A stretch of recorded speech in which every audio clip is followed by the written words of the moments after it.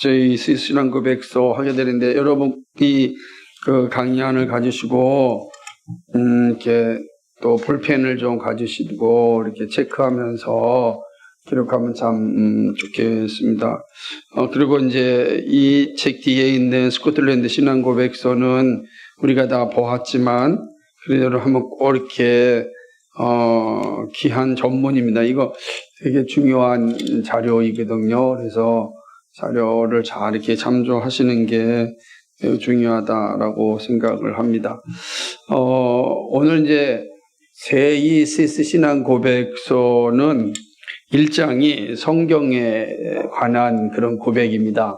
이미 말씀드렸듯이 성경 신앙 고백서 가운데 사실은 대부분 다 이 1장을 성경으로 이제 시작하지 않고 다 하나님의 이름으로 이제 시작하는 것을 이제 보게 됩니다.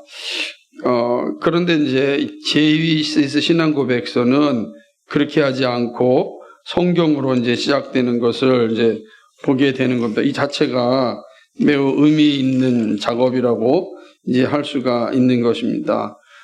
왜 그러냐면은 나중에 이제 웨스트민스터 신앙 고백서에서 다시 성경의 고백으로 시작하는 것을 보게 되는데, 칼빈이나 개혁파 목사님들은 가장 우선적으로 중요하게 여긴 건 성경이었습니다. 성경이 모든 것의 기준이고 기반이고 성경에서부터 시작해야 한다라는 것이 이제 확고한 그런 고백이었습니다. 그래서 오직 이 성경이 사실은 종교개혁의 어떤 깃발이요 또 선언이라도 할 수가 있습니다. 그런데 이후에 고백서들을 보게 되면은 좀 그런 모습에서 좀 떨어지는 것을 이제 보게 됩니다. 예를 들자면 우리가 보았던, 여러분 뒤에 한번 찾아보시겠어요? 스코틀랜드 신앙 고백서를 한번 보겠어요? 스코틀랜드 신앙 고백서 보십시오. 80페이지를 보게 되면 1장이 어떻게 시작하죠? 하나님은 어떤 분인가? 그리고 어디에 이제 성경에 관한 것은 어디에 나오죠? 저 뒤에 나온단 말이에요. 언약의 계시 부분에. 그러니까 이 내용들을 보게 되면은 사실은 물론 이제 스코틀 신앙 고백서는 조금 부족한 부분이 있고 나중에 웨스트 신앙 고백서를 받아들이면서 스코틀 신앙 고백서는 더 이상 이제 사용하지 않습니다. 왜냐하면 웨스트 신앙 고백서는 똑같은 내용이 다 들어가니까 이뿐만 아니라 하이델베르 요리문답도 마찬가지입니다. 사람이 위로에 대해서 시작을 하게 되고, 그러니까 그리고 또 프랑스 신앙 고백서도 성경으로 시작하지 않아요. 원래 초보는 칼빈이 작성하였을 때는 성경에 대한 고백으로 시작하였는데 그러지 않습니다. 그런데 제2시스 신앙 고백서는 아주 명확하게 1장을 성경으로 시작합니다. 이것이 다른 신앙 고백서와의 어떤 뭐랄까요, 차이라고 할 수가 있는 것이죠. 물론 무엇이 옳다 그르다 그런 뜻이 아니고요.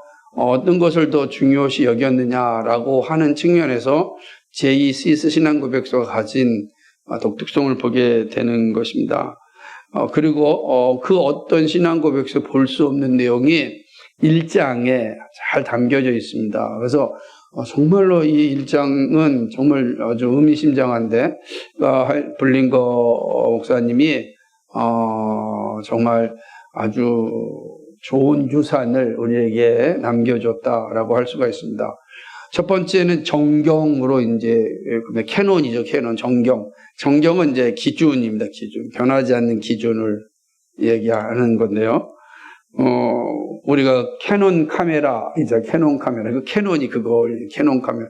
예를 들면, 카메라의 어떤 기준, 할 때는 캐논이 쓰는 것처럼 정경이라고 하는 건 바로 그런 의미를 담고 있는데, 한번 오늘은 차근차근 읽으면서 볼게요.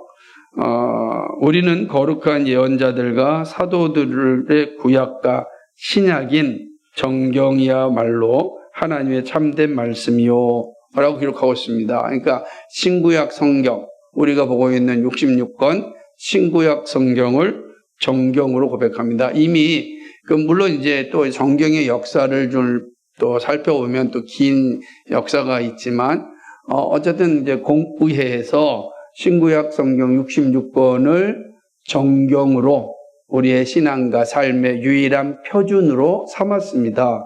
그 성경은 66권은 정경이에요. 하나님의 정확무한 말씀입니다. 이게 되게 중요한 고백입니다.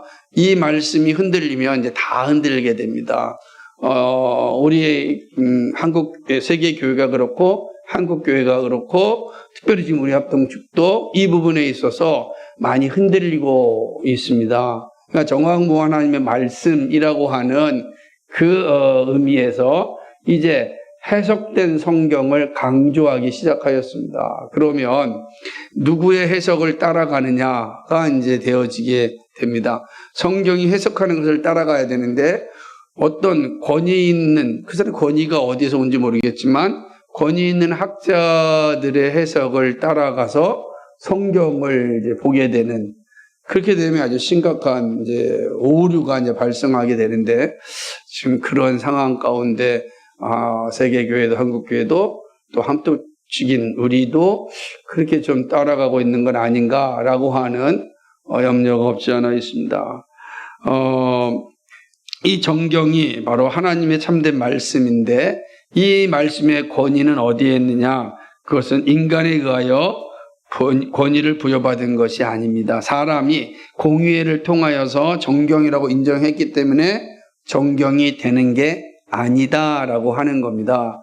이미 그 스스로가 충분한 권위를 갖고 있었고 그 갖고 있는 권위를 그냥 인정하는 게 공의의 결정입니다. 그러니까 이게 잘 이해해야 돼요. 그러니까 공의가 모여가지고 이거 정경이야 라고 결정한 게 아니고 이미 성경 스스로가 그런 권위를 가지고 교회와 성도들 가운데 계속 읽혀지고 있었던 거죠. 그거를 공의회가 모아서 이제 이게 우리가 믿는 하나님의 말씀입니다 라고 정한 것 뿐입니다. 그러니까 사람의 권위를 부여한 것이 아니라 성경이 스스로 권위를 부여하였습니다. 자충족성이라 그런 거요. 그러니까 성경의 자충족성이 있기 때문에 성경 자체가 이런 정경으로서의 권위를 가지고 있습니다. 그러니까 우리는 이 사실을 이제 고백하는 거죠. 그래서 우리는 이 성경은 사람이 만들어서 66권이 된 것이 아니라 이미 하나님의 말씀으로 작동하였던 것을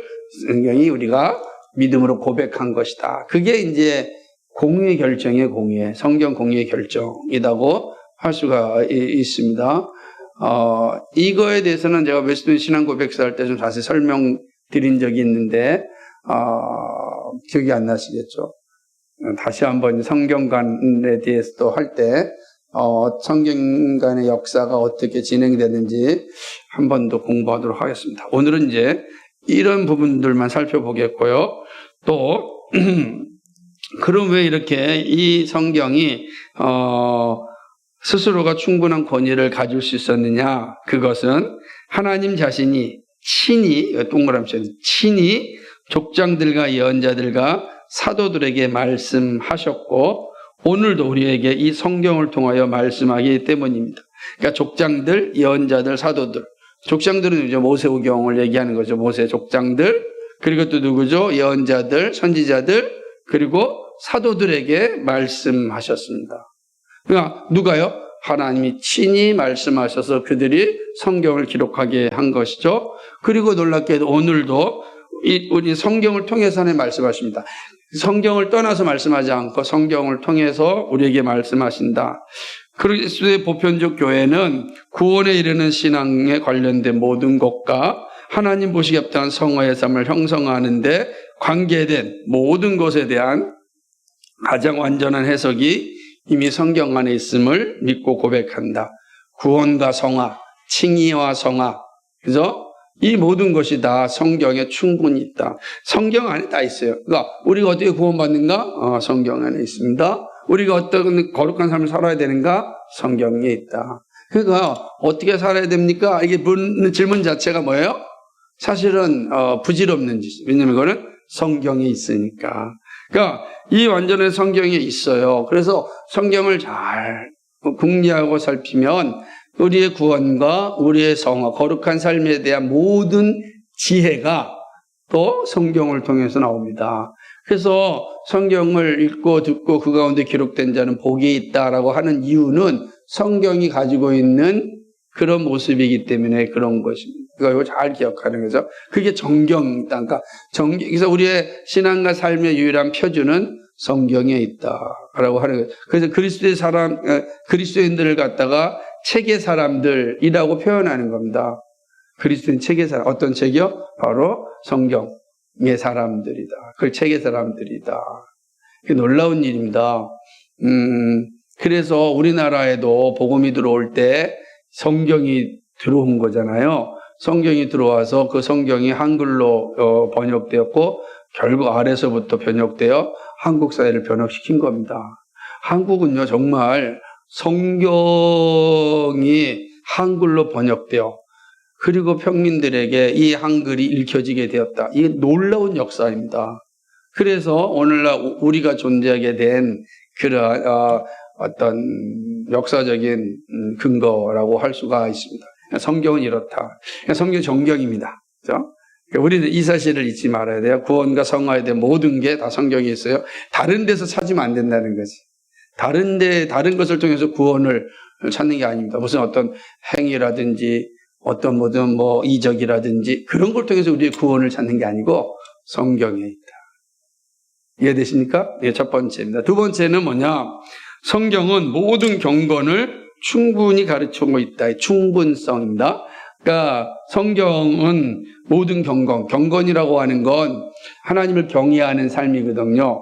우리가 이 땅에 살아갈 때 하나님을 경외하는 게 우리 신자의 본분 아닙니까? 근데 어떻게 하나님을 경외하는가? 성경에 다 있다. 그러니까 이 되게 중요한 겁니다. 같이 읽어볼까요? 시작. 그러므로 우리는 참된 지혜와 경건, 교회들의 개혁과 행정이 성경에 근거해야 한다고 판단한다. 즉 경건의 모든 의무에 관한 가르침과 교리들의 근거 및 모든 오류에 대한 반론, 특히 모든 성경은 하나님으로 된 것으로 교훈과 책망과 바르게 함과 의로 교육하기 유익하니라고 하는 사도의 말씀에 따르는 모든 권유는 모든 성경에 있다. 또한 사도 바울은 이것을 내게 쓰는 것은 하나님의 집에서 어떻게 행하여야 할 것을 알게 하려 함이니라고 디모데에게 말한다. 그러니까 여기서 있는 것처럼 참된 지혜와 경건, 교회들의 개혁, 교회를 어떻게 개혁할 것인가? 어떻게 개혁하죠? 성경으로 돌아가는 게 개혁이라는 거예요. 그래서 우리 개혁과 부흥을 통해 하나님의 건설이라고 그랬죠. 우리나라 평생 배워가. 그죠? 그럼 그 개혁이 뭐예요? 성경으로 돌아가는 거예요. 그 개혁의 모든 건 성경에 있는 거예요. 그러니까 개혁은 새로운 걸 만드는 것이 아니라 성경으로 다시금 돌아가서 성경에 합당한 교회, 성경에 합당한 예배, 성경에 합당한 그 신앙을 만드는 겁니다. 그러니까 성경을 떠나서 새로운 걸 만드는 건 개혁이 아니에요. 그거는 오직 성경의 신앙에서 벗어난 겁니다. 그래서 우리가 예배하는 모습들, 예배하는 행위들, 우리의 신앙의 행위들도 성경 안에 들어 개혁시켜야 되는 거예요. 우리가 성경을 벗어났다면 개혁한다는 건 뭐예요? 성경의 신앙으로 돌아간다는 거지. 그럼 믿음의 선배들이 어떻게 신앙생활 했느냐? 성경으로 돌아가는 거예요. 그게 개혁이란 말이에요. 근데 우리가 개혁을 어떻게 새로운 것으로 가는 걸 개혁이라 생각을 합니다. 그래서 참 요즘도 좀 걱정되는 것이 좀 많이 있어요. 예를 들자면 교회는 개혁시켜야 된다라고 하면서 하는 행위가 새로운 것을 어떤 추구하고 추가하는 그런 모습들이 참 많이 있습니다. 그러다 보니까 다음 세대를 위한다라고 하는 그러한 어떤 생각과 그 다음에 주장을 하면서 성경의 가르침으로 돌아가자라는 것이 아니라 시대에 맞는 것을 회복하자 이런 얘기를 자주 하는 거예요. 자 보세요. 성경으로 문화를 해석해야 됩니다. 문화로 성경을 해석하면 안 돼요. 그렇게 되면은 해마다 성경의 기준이 달라지겠죠. 문화가 다르니까.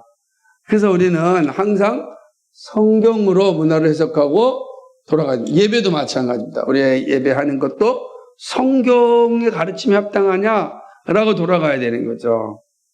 마찬가지로 여러분 기도도 성경이 말하고 있느냐라는 것으로 가야 온전한 개혁이 일어나는 겁니다. 그럼 종교개혁의 핵심이 뭐였습니까? 종교개혁의 핵심이 뭐였죠? 오직 성경. 종교개혁자, 물론 이제, 교회에서 나오는 고백 가운데 하나가 뭐냐면, 이런 거죠. 개혁된 교회는 날마다 개혁되어져야 한다. 자, 그럼 이게 어떤 의미입니까, 여러분? 개혁된 교회는 날마다 개혁되어져야 한다. 어떻게 해석해야 됩니까? 그죠? 개혁된 교회. 이런 뜻이에요. 성경으로 개혁된 교회는 날마다 성경으로 돌아가야 한다. 이게 개혁입니다. 근데 그러지 않고 개혁된 교회라고 할 때 개혁적인 교회, 저 교회는 매우 개혁적이야 라고 봤더니 성경과 상관없이 시대와 싸우는 교회, 시대에 발맞추는 교회 아니라는 거죠. 우리 찬양 예배라는 게 사실은 그런 의미가 아니거든요. 그런데 불구하고 예배와 집회를 구분도 못하고 그러는 겁니다. 이러면 우리는 개혁된 교회를 할 수가 없다라고 하는 거죠.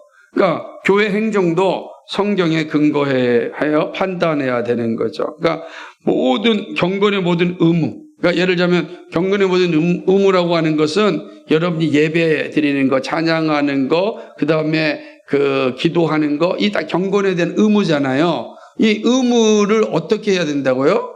성경에 가르칩니다. 여러분, 제가 길을 찾다 하면서 기도를 가르칠 때 되게 중요한 원리가 뭐냐면 성경이 기도에 대해서 무엇이라 말하는가예요. 그러니까 우리가 마음대로 기도하는 게 아니라 주문이라니까. 정말 주문해서는 안 돼요. 그리고 거기서만 끝나서는 안 되고 성경이 기도를 무엇이라 말하는가, 성경이 찬양을 무엇이라 말하는가. 그래서 우리 여러분들의 오후에 이렇게 찬양할 때도 가사가 되게 중요한 거예요. 가사가 정말 성경적인 가르침에 충실한 가사를 뽑을 수 있어야 돼요. 그럼 제일 안전한 가사는 뭐겠어요? 시편이란 말이에요. 그러나 시편은 오랜 시절이 있으니까 우리 시대의 곡으로 변환되면 너무 좋아요. 그런 능력이 좀 있었어요. 우리 교회, 우리의 우리의 문화에 맞는 곡을 좀 만들어진다면 안심하고 부를 수 있을 것 같아요. 근데 쉽지가 않잖아요. 시편을 만든다는 거. 그러나 그게 많이 필요한 시대죠. 어딘가에서 누군가가 이런 일을 하고 있는 것 같아서 고맙고 감사한데 그렇다라고 하는 것입니다. 그러므로 성경은 모든 경건을 충분히 가르치고 있다. 어떻게 우리가 신앙생활해야 됩니까? 라고 하는, 어떻게 예배 생활해야 되는가? 기도 생활해야 되는가? 찬양 생활하는가? 어디로 가라는 거예요? 성경으로 가십시오. 이게 성경이 중요합니다. 만약 그러지 아니하면 우리의 신앙은 매우 위험해집니다. 세 번째는요, 성경은 하나님의 말씀입니다. 이제는 성경 하나님의 말씀입니다. 같이 한번 읽어볼까요? 시작. 또한 사도 바울은 너희가 우리에게 들은 바 하나님의 말씀을 받을 때 사람의 말로 아니하고 하나님의 말씀으로 받을 진실로 그러하. 데살로니가 사람들에게 말한다 라고 대들고 말한다. 주님 자신이 복음서에서 말하는 이는 너희가 아니라 너희 속에서 말씀하시는 자 곧 너희 아버지의 성령이시니라고 말씀하신다. 그러므로 너희 말을 듣는 자는 곧 내 말을 듣는 것이요 너희를 저버린 자는 곧 나를 저버리는 것이요 나를 저버리는 자는 나를 보내신 이를 저버리는 것이라고 말씀하셨다. 성경은 뭐라고요? 하나님의 말씀이다 라고 하는 이 명제를 우리가 잘 이해해야 돼. 왜냐하면 그래야 그 다음을 이해가 돼요. 성경은 무조건 하나님의 말씀이에요. 그죠? 그래서 이 말씀이 성경이 단지 사람의 어떤 편집이 아니란 말입니다. 지금도 이제 성경을 비평하는 사람들은 이게 모세의 글이다, 바울의 글이다, 그 다음에 요한의 글이다, 이렇게 얘기하는데요. 자, 그러니까 당연히 그 저자를 통하여 썼지만 우리는 이렇게 이야기해야 됩니다. 자, 힘을 내시고 따라해 보십시오. 마태의 글을 할 때는 마태의 글이다 그런 것이 아니라 따라해 보십시오. 예수님께서 마태를 통하여 우리에게 말씀하십니다. 그래 하는 거죠. 그러니까 어떤 성경 읽어도 예수님께서 요한을 통하여 말씀하십니다. 라고 하는, 그게 영감이죠. 그리스도의 영감이다. 라고 하는 겁니다. 그러니까 모든 성경 하나의 말씀이죠. 말씀. 그 말씀을 하나님 인간 저자를 통하여서 기록하게 하셨습니다. 그러니까 그래서 다시금 디모데후서 3장 16절로 간다면 모든 성경은 성령의 감동으로 되어진 것이다. 하나도 그런 게 된 게 없어요. 근데 이 사실을 잃어버리면 어떻게 되냐면 성경을 어떻게 된 거예요? 문서로 보는 거죠. 문서로 봐가지고서 나누기 시작하는 겁니다. 그죠? 엘로힘 문서, 제사장 문서, 갖다가 이제 이 문서, 피 문서, 막 그런다. 그 성경 문서로 나누게 되는 거예요. 그리고 역사적 비평은 이 성경에 하나의 말씀이 들어있다. 그가 안 들어있는 것도 있고 들어있는 것도 있다. 이렇게 얘기하게 됩니다. 그리고 이제 어떤 것은 이게 원래 하나님의 말씀이 아니고 다른 저자가 편집한 거다. 이렇게 봅니다. 그래서 어떤 것까지 나왔냐면은 신약 성경에 마태, 마가, 누가, 요한복음이 있잖아요. 잘 들으셔야 돼요. 그러면 마태, 마가, 누가, 요한이 예수님의 일대기를 다 똑같이 기록했습니까? 기록하지 않았잖아요. 그러면 도대체 이 세 사람은, 그죠? 마태, 마가, 누가, 요한, 또 누가는 또 다른데, 이 사람들은 어떻게 예수님의 그 일대기를 보고 기록하였을까요? 따라다니지도 않았던 사람 입장에서는. 늘 예수님과 3년 동안 따라다녔다면 쓸 수도 있는데, 그러지 않죠. 마가는, 베드로의 조카잖아요. 그죠? 따라다니지 않았단 말이에요. 썼단 말이에요.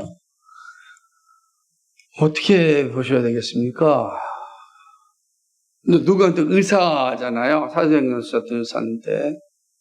그러다 보니까, 자, 우리가 다시 잘 기억하셔야 돼요. 성경은 하나님의 말씀이다라는 전제가 사라지면 어떤 현상이 일어나는지를 말씀드리는 거예요.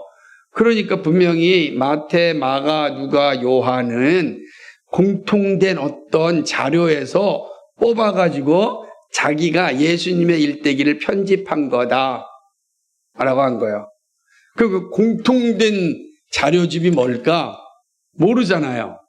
모르는 거예요. 그러니까 신학자들이 뭐라 그러냐면 그거를 퀘션 마크. 그러니까 그걸 뭐래요? Q 문서라. 그러니까 Q 문서라. Q 문서가 있을 것이다. 거기서 마태가 뽑아냈고, 마가가 뽑아냈고, 누가가 뽑아냈고, 그 다음에 요한도 뽑아냈다. 근데 마가가 먼저 썼으니까, 마태는 Q에서도 뽑아내고, 또 마가에 쓴 것들도 뽑아내서 썼다. 그리고 거기에 없는 것들은 자기가 편집해서 넣었다.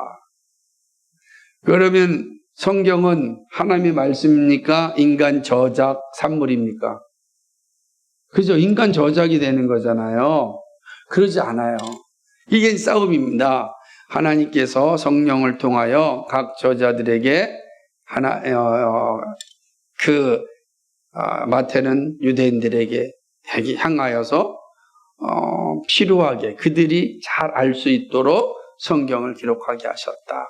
라고 와야 돼요. 왜요? 그래야 그게 하나님의 말씀이니까.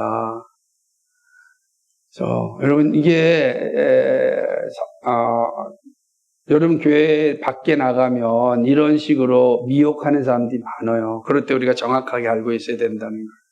그렇지 않다. 성경은 성령의 영감으로 쓰여진 하나님의 말씀이다. 정리가 됐죠? 그래야 그 다음이 가장 중요한 거. 이 신앙고백서에서 가장 중요한 고백을 보게 됩니다. 그 다음 읽겠습니다. 시작. 하나님의 말씀에 대한 설교는 하나님의 말씀. 되는 거예요. 그러면 설교가 하나님의 말씀이에요. 어떨 때요?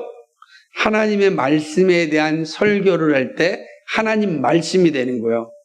설교자가 여기서 하나님 말씀을 전하면 그것은 꼭 하나님의 말씀이에요. 그러니까 지금 하나님 말씀이 선포되는데 이러면 어떤 자세로 들어야 되겠어요? 되게 의미심장한 거라고요. 그러니까 여러분 이 고백을 정말 여기까지 고백을 충분히 한다면 이 앞에서 정말 두렵고 떨림으로 서야 되는 것입니다. 제가 우리 변호사님도 계시지만 재판하는 데 가면은 판사가 판결하려고 딱 할 때 아무도 변호사, 검사, 피고, 원고 딴청 부리고 그죠? 아무도 딴청 부리지 않아요. 졸지 않아요. 장난치지도 않아요. 왜? 그 순간에 자신의 인생이 바뀌는 순간이잖아요. 그죠? 그 사람한테는 판사가 하나님처럼 보일 거예요. 그냥 땅땅 두드리면 끝나는 거니까. 그렇다라는 거예요. 그러니까 이 하나님의 말씀에 대한 설교는 하나님의 말씀이다라고 하는 것이죠. 그래서 한번 읽어보겠습니다. 같이 그 첫 단락만 시작.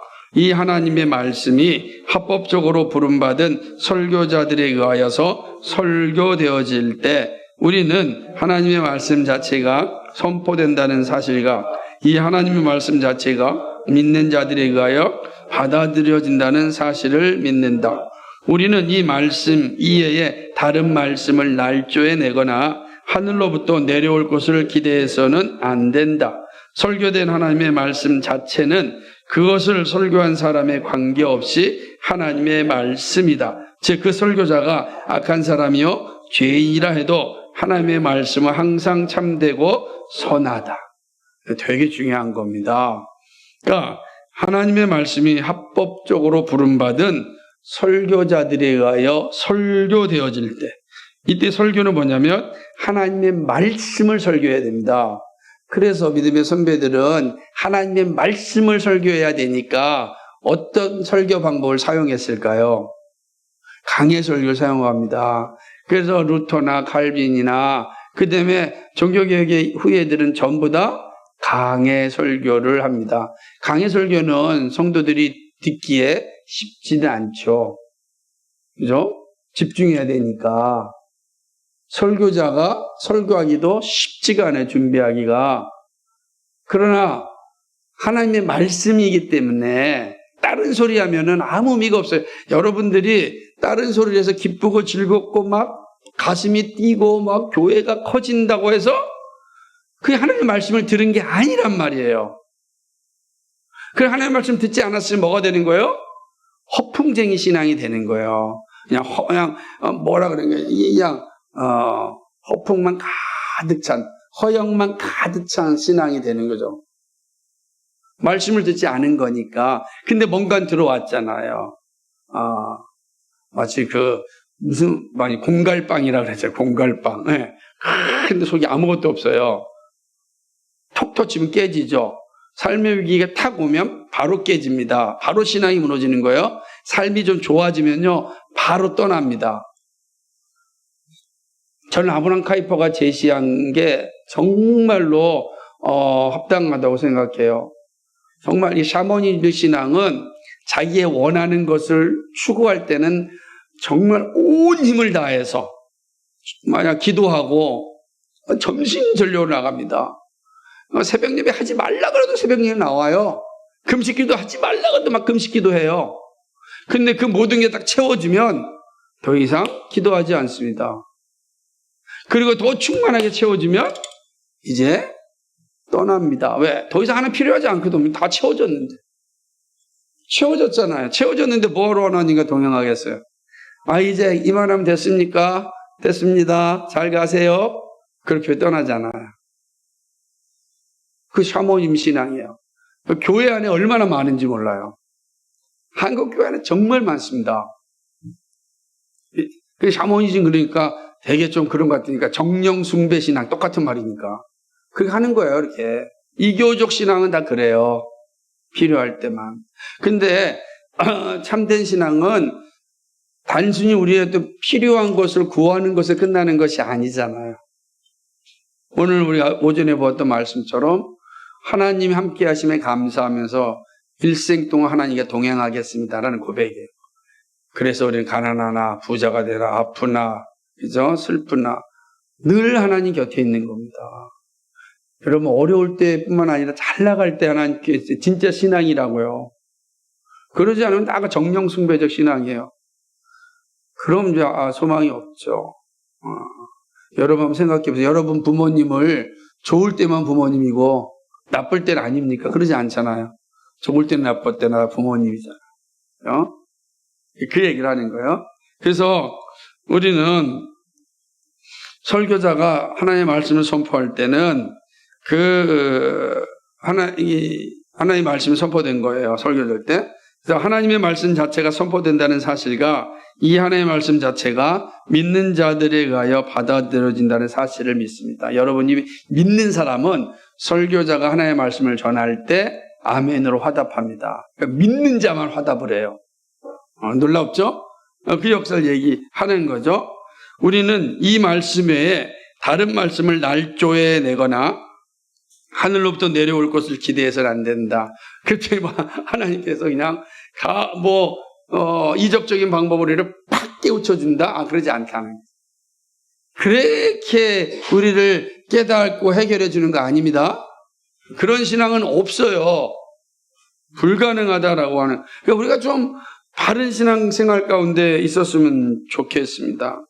그래서 설교된 하나님의 말씀 자체는 그것을 설교한 사람들과 관계없이 하나님의 말씀이 된다. 여기에 이제 논란이 되고 질문이 나올 수 있는 부분인데 그 설교자가 악한 사람이요 죄인이라 해도 하나님의 말씀 항상 참되고 선합니다. 왜? 하나님의 말씀은 사람에 의하여 바뀌는 게 아니에요.